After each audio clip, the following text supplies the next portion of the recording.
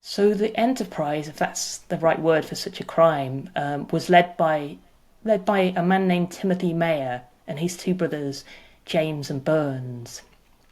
These were men from Maine, so in New England, who'd relocated to Alabama and were shipbuilders. So they're the people who lead the enterprise. But also, the captain was a Canadian man named William Foster, the captain of the ship, and also quite significant, powerful men in Alabama were certainly involved in the enterprise and were Clotilda enslavers. But what seems to have happened is that, it was sparked by a bet. It was long rumoured that a bet had sparked this crime, and I was quite surprised to find evidence of the bet when I managed to identify one of the witnesses to the bet, when I came across a note in an archive.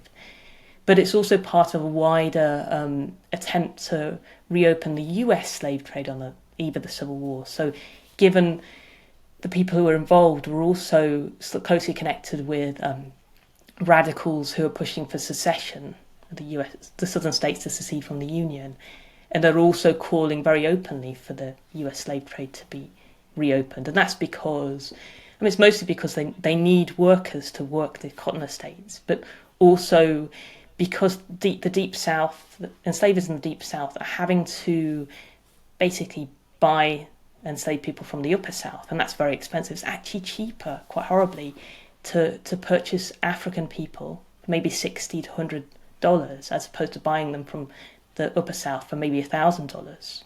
So the financial motive is very strong.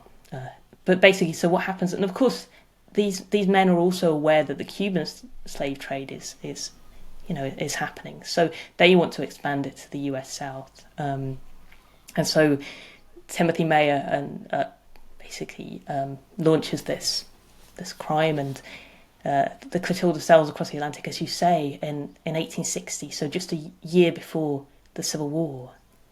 And it lands in the port of Ouidah in present-day Benin and traffics 110 people.